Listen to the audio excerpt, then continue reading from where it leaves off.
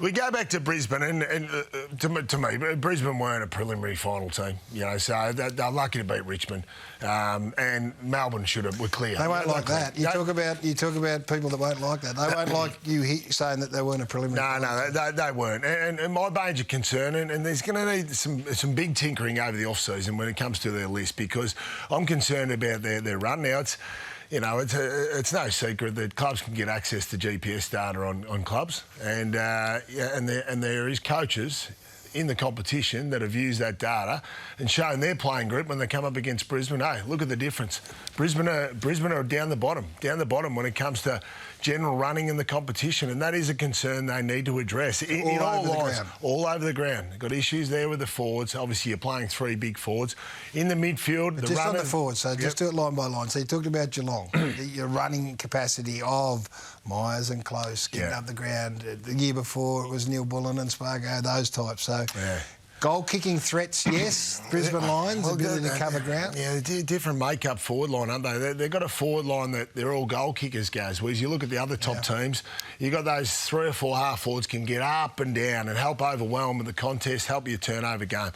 Midfield, Neil spreads pretty well, but I'm not sure about the other guys and their ability to spread and their run and create there. And then half-back beyond the football.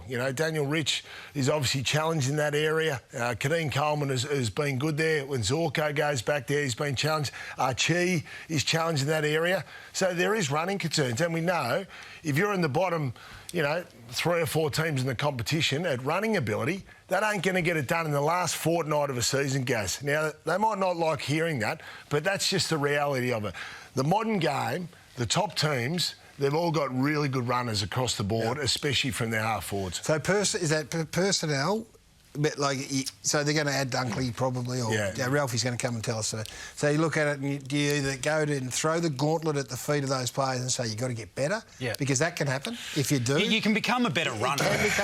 You can become a better runner, but it's more than just putting you on the stopwatch and saying you've got to run a 10-minute 3K. The other part of it is actually being selfless and wanting to defend, which I've got big queries on. So have a look at Daniel Rich here. So that's his man that's run over now towards the boundary line. So pause it right there. That's Gary Rowan. Have a look at Daniel Rich here. Do you think he wants to join in on team defence? So he's still looking over. I've got my man covered.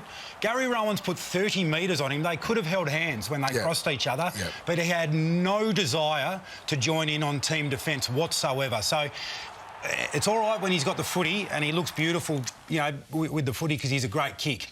But time and time and time again, you will see that from Daniel Rich having no interest in joining in on team defence. It's an interesting decision. You look at Daniel Rich there, and I think they were smart by Geelong. They put Myers on him, and they would have been told, "Hey boys, get it to Myers in the first half." Neil Bullen the week before. Neil Bullen the week before. 2 years ago in the prelim final, Gary Ablett Jr. plays in Daniel Rich, and they just kept looking for Gary Ablett Jr. Had a big impact on that prelim final.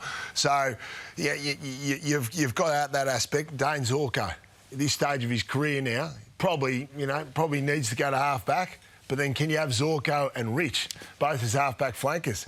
So, because clearly Coleman's going to be there. Do you think changes in terms of the profile and their ability, their athletic profile needs to be looked at? Yeah, I think it does. I think it's a serious question mark for Lions, and it's an area they need to address. How brave do you get? There have been teams that have gone to preliminary finals and been seduced by the fact they're into the last 4 in the competition and misread where they're at. Yeah. Is this the situation where maybe it's about going back a step or two and trying to get that mix right? Am I putting words in? Absolutely. No doubt about it. Because I don't think they were in the top 4 teams in the competition at the end of the year. So they've got a couple of wins. But the bones are there. the bones are there. Now, we're not throwing the baby out with the bathwater here, but you'd hope they don't get seduced by that finish. Like, as you said, Gaz, they need to really look at that list closely and look at the athletic profile, because we all know in the modern game you need to be able to run. We've just spoken about those. But they're a kicking forwards. team. They are a kicking team. They are a kicking team. And you can be a kicking team. Sydney are a kicking team, but they can really run on all parts of the ground.